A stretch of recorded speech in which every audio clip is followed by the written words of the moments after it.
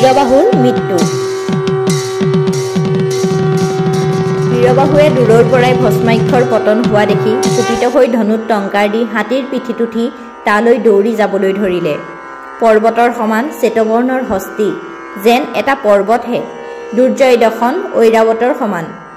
ৰাক্ষসবিলাকৰ ভংগ দেখি ৰাৱণ নন্দনে আশ্বাস বচনেৰে সকলোকে কব ধৰিলে, হে ৰাক্ষসবিলাক, তোমালোক নপলাবা, যুদ্ধলৈ ঘূৰি আহা, এতিয়া নৰ আৰু বান্দৰক মাৰিম।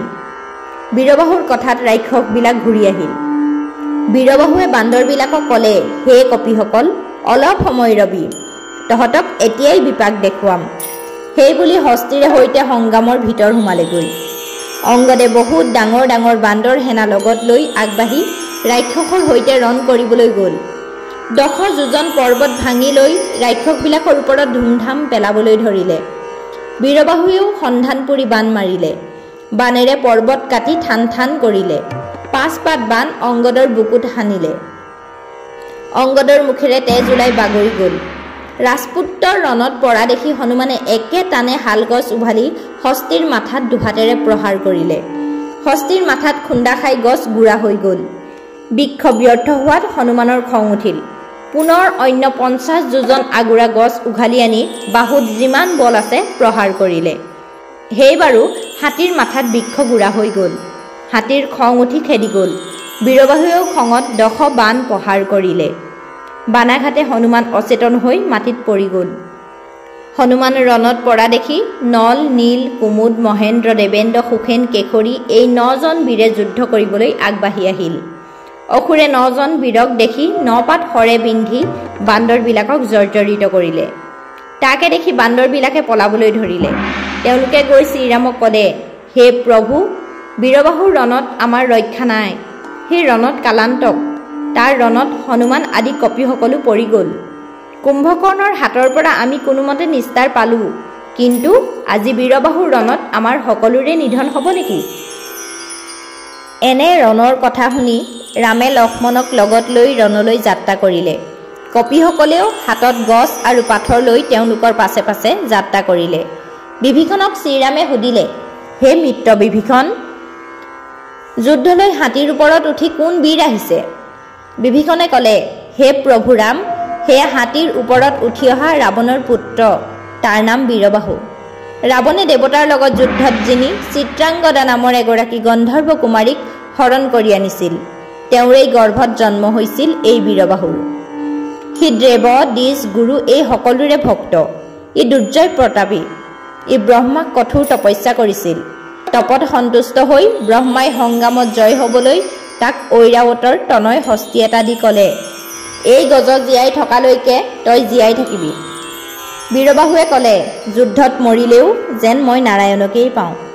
ব্ৰহ্মাই ক'লে, নাৰায়ণ নৰৰূপত থাকিব, তোৰ ইচ্ছামতে তেওঁৰ হাততেই মৰিবি।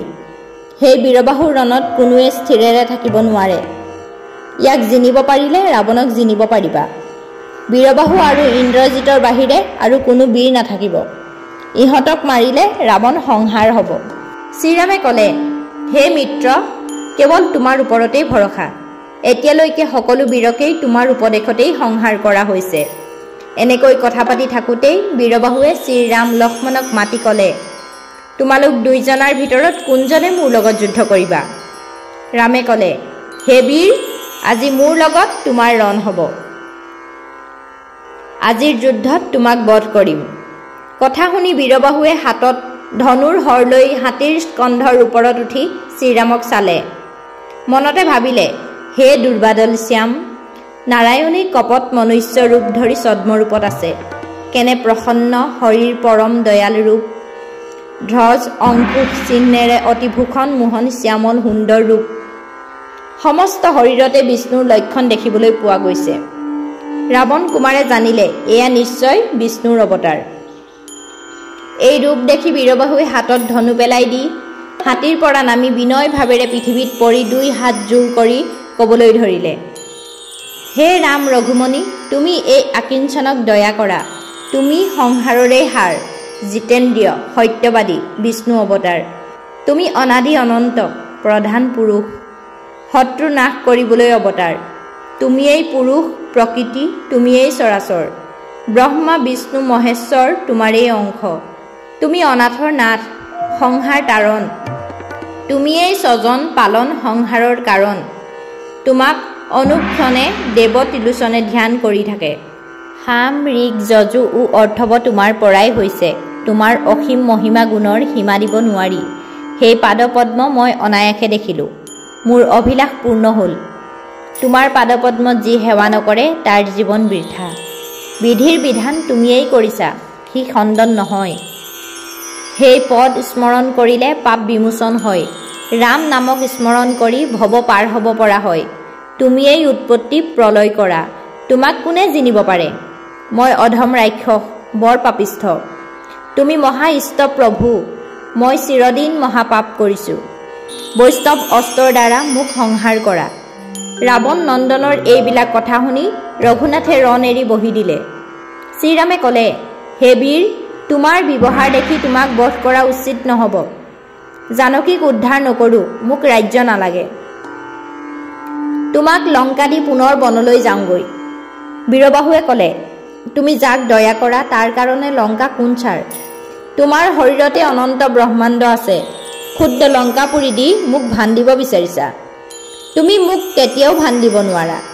এনেকৈ কৈ ৰাৱণ পুত্ৰই মনে মনে নিজ মৰণৰ কথা ভাবিলে।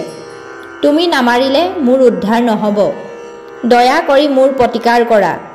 ৰণ কৰি যদি মৃত্যু হয় তেনেহ'লে বিষ্ণুদূতে মোক বৈকুণ্ঠলৈ লৈ যাব।